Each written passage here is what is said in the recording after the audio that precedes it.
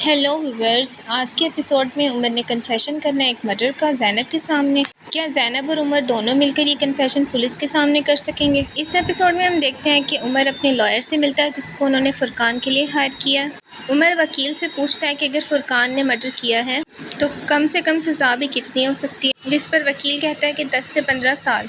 उमर ये सुनकर चौंक जाता है क्योंकि उसे लगता है कि मर्डर फुरकान ने नहीं बल्कि उसकी गाड़ी से हुआ है। फिर वो वकील से कहता है कि अगर मर्डर बाय चांस हुआ हो, मतलब गलती से, तो क्या कोई रियायत मिल सकती है, जिस पर वकील साहब कहते हैं कि मर्डर तो मर्डर होता है, गलती से कुछ नहीं होता। खुली फिजा में बैठकर उमर सोचने लगता है कि एक जुर्म वो पहले ही कर चुका है और दूसरा जुर्म वो फुरकान बेगुनाह को सजा दिलवाकर नहीं करना चाहता। लेकिन दोस्तों, उमर के पास इतना हौसला भी नहीं है कि वो 10 से 15 साल के लिए अपने बेटे कमाल को छोड़कर जेल चला जाए। अभी उमर अपने ज़मीर की अदालत में ही खड़ा होता है कि यूसुफ साहब की कॉल आ जाती है। वो बताते हैं कि ऑफिस में आपके लिए कुछ काम पेंडिंग है। नेक्स्ट सीन में दोस्तों, ज़ैनब और उसकी माँ नाश्ता कर रहे होते हैं कि सवेरा आप आकर बताती हैं कमाल को बुखार है। कमाल के बुखार का सुनकर ज़ैनब बहुत ज़्यादा पैनिक करने लगती है, जिस पर उसकी वालदा कहती हैं कि तुम ऐसे बिहेव करिए जैसे तुम पहला बच्चा पाल रही हो। जिस पर ज़ैनब साहिबा कहती हैं कि मम्मी, कमाल प्रीमेच्योर बच्चा है और ऐसा बच्चा मैं वाकई पहली दफ़ा पाल रही हूँ। इसके बाद ज़ैनब साहिबा उमर को फ़ोन करके बताती हैं कि कमाल को तेज़ बुखार है। जब जब उसे दवाई देती हूँ उसका बुखार तो कम हो जाता है, लेकिन मैं बहुत ज़्यादा पैनिक कर रही हूँ सिचुएशन से। तो क्या तुम आज जल्दी घर आ सकते हो? जिस पर उमर कहता है कि मैं अभी आया। यहाँ ज़ैनब साहिबा उमर से कहते हैं कि मैं बहुत ज़्यादा खौफज़दा हूँ, मुझे लगता है कुछ बुरा होने वाला है हमारे साथ। उमर कहता है कि शायद कमाल बीमार है, तुम इसलिए ऐसा कह रही हो। जिस पर ज़ैनब साहिबा कहती है कि ये काफ़ी दिनों से मेरे अंदर है, मैंने जिस चीज़ की भी ज़िंदगी में ख्वाहिश की थी अब वो सब कुछ मेरे पास है,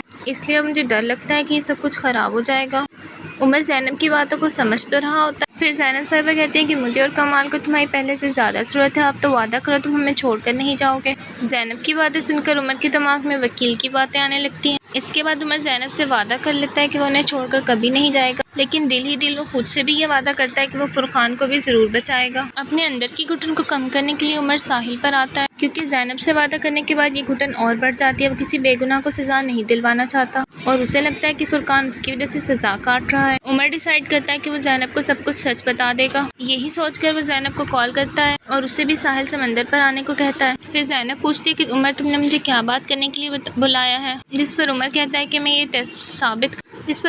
कि मैं कोर्ट में साबित करना चाहता हूँ कि फुरकान बेगुनाह है। ज़ैनब इस बात पर गुस्सा करने लगती है कि तुम इस मामले से खुद को दूर रखो, मुझे और कमाल को तुम्हारी ज़रूरत है, तुम्हें ये बात समझ क्यों नहीं आती? तुम खुद के लिए इस तरह का रिस्क किस तरह ले सकते हो? इस पर उमर बताता है कि फुरकान मेरी वजह से अंदर है, ना सिर्फ ये बल्कि उसकी गर्लफ्रेंड को हिट भी मैंने किया था।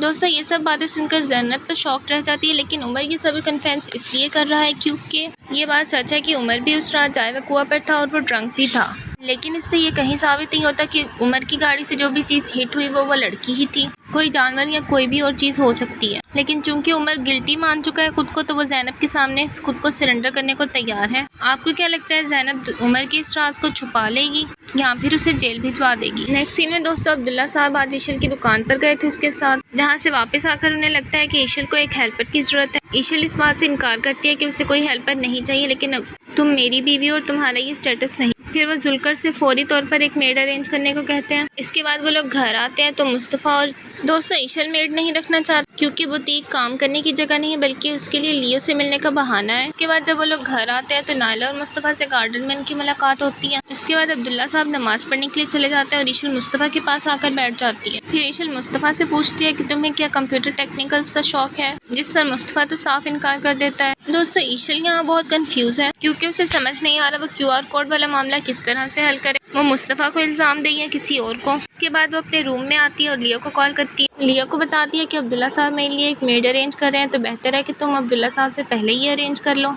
ताकि उसके होते हुए भी तुम और मैं बुटीक पर मिल सकें, क्योंकि जो मेड अब्दुल्ला साहब रख कर देंगे वो हमारा भांडा फोड़ देगी। इधर लियो से अलग से सुनाता है कि तुमसे अभी तक अब्दुल्ला ओनाल को डील नहीं किया जा रहा, तो तुम पूरा प्लान कैसे सक्सेसफुल बनाओगी। इसी के साथ ही स्टोरी हो जाती है एंड। वीडियो अच्छी लगी हो तो चैनल को सब्सक्राइब और वीडियो को लाइक ज़रूर करें। कभी भूले भटके कमेंट भी कर दिया करें, मुझे पढ़कर अच्छा लगेगा।